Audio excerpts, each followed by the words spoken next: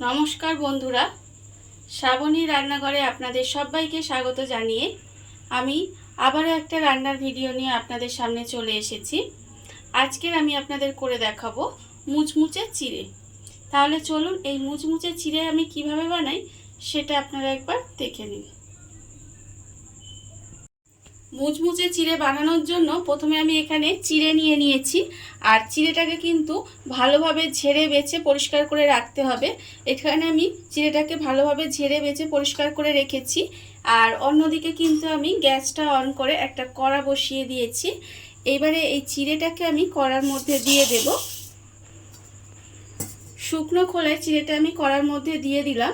দিয়ে গ্যাসটা কিন্তু লোতে দিয়ে একটু শুকনো খোলায় কিন্তু এইভাবে চিড়েটাকে আমি হালকা করে একটু ভেজে নেব।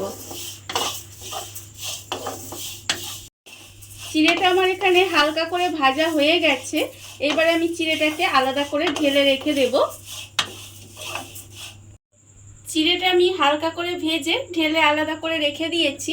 এবারে আমি এই কড়ার মধ্যে দিয়ে দেব সর্ষের তেল। এখানে আমি প্রায় 3 চামচ পরিমাণে সর্ষের তেল দিলাম। এবারে তেলটা একটু আমার গরম হবে।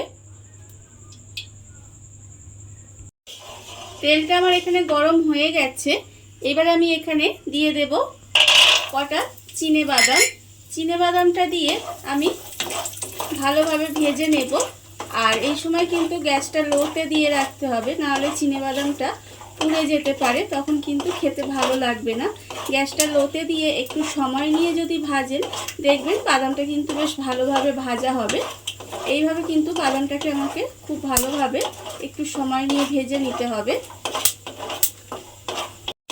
বাদামটা আমার এখানে ভালোভাবে ভাজা হয়ে গেছে। এবারে আমি বাদামটাকে তুলে রেখে দেব। ভালোভাবে তেল ঝরিয়ে আমি তুলে রেখে দিলাম। বাদামগুলো আমি ভেজে আলাদা করে তুলে রেখে দিয়েছি।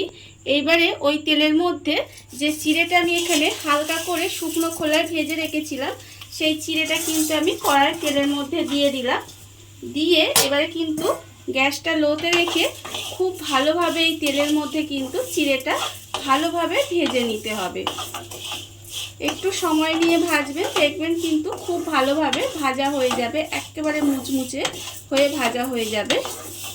এইভাবে আমি একটু সময় নিয়ে চিড়েটাকে নেড়ে নেড়ে ভালোভাবে ভেজে নেব। চিড়েটা আমার এখানে একেবারে মুচমুচে হয়ে ভাজা হয়ে গেছে। আমি কিন্তু চিড়েটা খুব ভালোভাবে ভেজে নিয়েছি। আর আপনাদের আগেও বলেছি যে গ্যাসটা লোতে দিয়ে চিড়েটা একটু সময় নিয়ে ভাজবেন, দেখবেন একেবারে কিন্তু মুচমুচে করে ভাজা হয়ে যাবে। এইবারে আমি গ্যাসটা অফ করে দেব। দিয়ে কিন্তু এই চিড়েটাকে ঢেলে আমাকে ঠান্ডা করে নিতে হবে। ভাজা চিড়েটা আমি এখানে ঢেলে ঠান্ডা করে নিয়েছি। এইবারে আমি এর মধ্যে দিয়ে দেব, দেখুন যে বাদামগুলো আমি এখানে ভেজে রেখেছিলাম সেই বাদামগুলো কিন্তু আমি এর মধ্যে দিয়ে দিলাম। আর আমি দেব এর মধ্যে কর্নফ্লেক্স রেখেছি, সেই কর্নফ্লেক্সগুলোও কিন্তু এর মধ্যে আমি দিয়ে দেব। আর আমি দেব এর মধ্যে বিট নুন। এখানে আমি পরিমাণ মতো আন্দাজ মতো বিট নুন দিয়ে দেব। আপনারা আন্দাজটা বুঝে কিন্তু বিট নুনটা দেবেন। এইবারে আমি এর মধ্যে দিয়ে দেব গোলমরিচ গুঁড়ো। স্বাদ অনুযায়ী এখানে আমি গোলমরিচ গুঁড়ো দিয়ে দিলাম।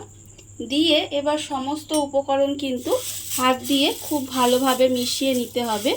মিশিয়ে নিলেই কিন্তু আমার মুচমুচে চিড়ে একদম রেডি হয়ে যাবে। আর এটা কিন্তু আপনারা চা বলুন, কফি বলুন, যে কোনো কিছুর সাথেই কিন্তু খেতে পারেন, ভীষণ ভালো লাগে। আর এটা কিন্তু আপনারা প্রায় 15 দিনের মতো কিন্তু স্টোর করেও রেখে দিতে পারেন। যে কোনো এয়ারটাইট কন্টেনারের মধ্যে রেখে দিলে দেখবেন খুব ভালো থাকবে। দেখুন আপনারা বাড়িতে থাকা কত অল্প উপকরণ দিয়ে কত সুন্দর একটা মুচমুচে চিড়ে ভাজা রেডি হয়ে গেছে। আপনারা দেখতেই পেলেন। আজকের এই রান্নাটা আপনাদের কেমন লাগলো সেটা কিন্তু জানাতে একেবারে ভুলবেন না। আজকের মতো এইটুকুই। আপনারা সবাই ভালো থাকবেন, সুস্থ থাকবেন। আবারও হাজির হব নতুন কোনো রান্না নিয়ে।